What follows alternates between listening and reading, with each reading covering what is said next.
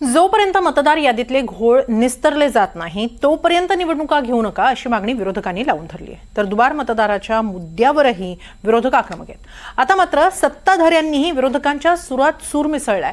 भाजप निवडणुकांमध्ये धार्मिक ध्रुवीकरणाचा प्रयोग करतं। याही वेळी भाजपनं मतदार यादीच्या मुद्द्यातही हिंदू मुस्लिम करण्याचा प्रयत्न केला।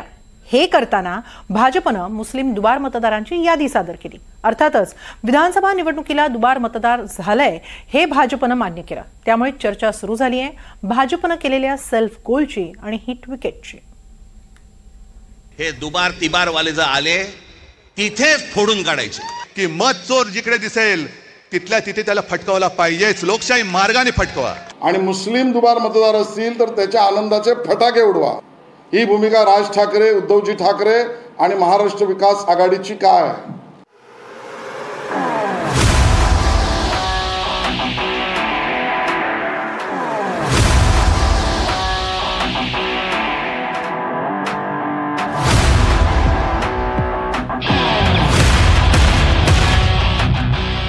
उद्धव ठाकरे, राज ठाकरे आणि आशिष शेलार तिघांचं म्हणणं एकच आहे, मतदार यादीत घोळ आहे आणि मतदार यादीत दुबार मतदार आहेत।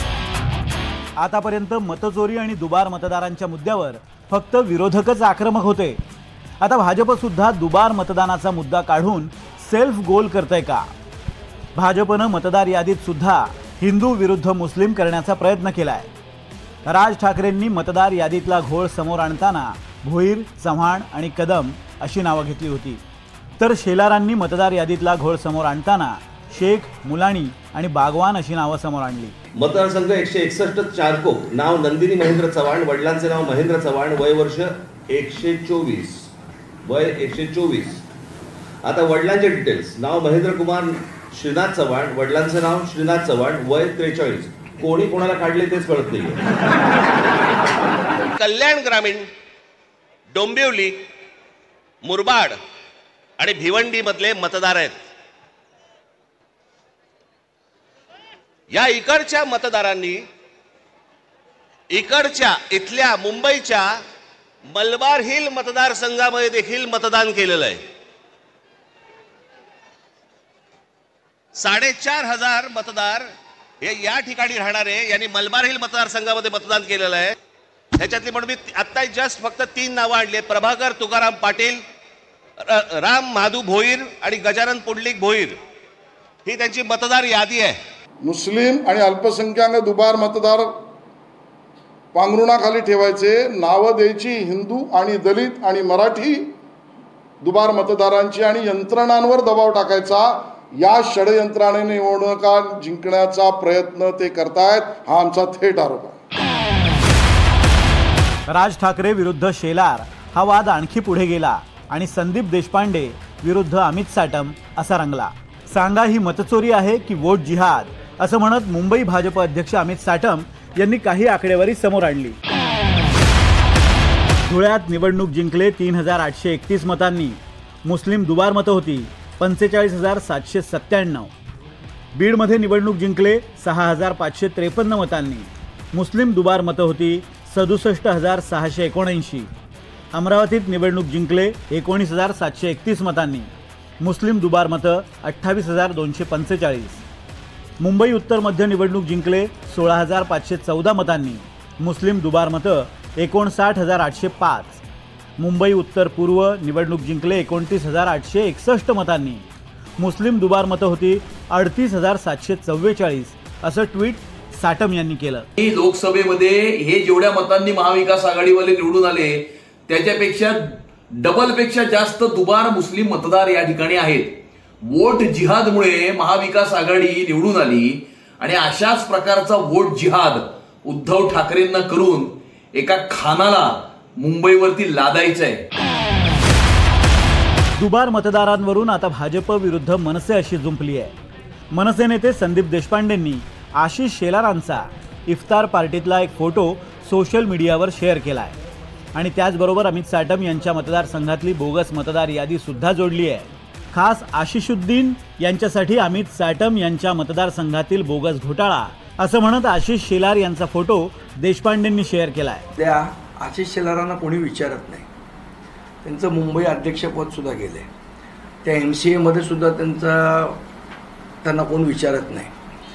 त्यांचं खातं पण अतिशय मुख्यमंत्र्यांनी त्यांना साईडचं खातं दिलं आहे. त्या खात्यात पण काही दम नाही. या सगळ्यामुळे आशिष शेलार वैफल्यग्रस्त झालेत आणि चर्चेत येण्यासाठी अशा प्रकारे काहीतरी करतात. मुळात इथं मुद्दा धर्माचा नाही आहे, मुद्दा मतदार यादीतल्या घोळाचा आहे. आणि आता हा घोळ विरोधकांबरोबरच सत्ताधारी सुद्धा मान्य करतायत. त्यामुळेच प्रश्न हा आहे, भाजपनं हिंदू मुस्लिम करताना मतदार यादीमध्ये घोळ आहे हे मान्य करून सेल्फ गोल केलाय का? तुम्ही बडवा आणि फटकवा म्हणताय, त्यात भोईर पाटील हिंदू मतदार आणि दलित मतदार आडनावाने बघायचं असेल तर यांच्याबद्दल तुमची भूमिका वेगळी. आणि हा मुस्लिम दुबार मतदार, थेट मुस्लिम दुबार मतदार, याच्याबद्दलची तुमची भूमिका काय? विरोधकाचं आयोगाला भेटणं की लोकसभेच्या निवडणुका झाल्या दुसऱ्याच दिवशी महाविकास आघाडीचे नेते आयोगाला भेटले असते की बघा आमच्या 31 सीट जरी निवडून आल्या तरी यादी चुकलेली आहे, यादी दुबार नावं आहेत, तिबार नावं आहेत. खरं तर हे ऑब्जेक्शन कुणी घेतलं होतं? तर माननीय मुख्यमंत्री देवेंद्र फडणवीसजींनी हायकोर्टात पहिली केस या दुबार नावाबद्दल हायकोर्टात देवेंद्र फडणवीसजींनी केली होती. लोकसभेच्या निवडणुकीत तर आम्ही स्वतः, मी किरीट सोमयाजी, आशिष शेलारजी केंद्रीय निवडणूक आयोगाला भेटलो होतो आणि त्यांना सांगितलं होतं की डिलिशन होत नाही, ॲडिशन होत आहे. भाजपनं केलेल्या याच सेल्फ गोलमुळे विरोधकांनाही आता आयता मुद्दा सापडलाय. मला आशिष शेलार, मी खरं त्यांच्यावरती खरी बोलत नाही, पण आज मी त्यांचं जाहीर अभिनंदन करतोय, कारण त्यांनी नकळत देवेंद्र फडणवीसांना पप्पू ठरवलेलं आहे. कारण जे हे मानतच नव्हते, त्याच्यामुळे महाराष्ट्राचा पप्पू म्हणून त्यांनी फडणवीसांना बोलण्याचं धाडस दाखवलंय. हा त्यांच्या अंतर्गत वादाचा परिणाम, हा परिपाक असेल. आणि लगेचच आशिष शेलार साहेबांचं मी अभिनंदन केलं की आशिष शेलार साहेब, तुम्ही जे धाडस दाखवलं त्यासाठी तुमचे मनापासून आभार. पण ते सरकारची हिट विकेट झाली असं आपल्याला म्हणावं लागेल.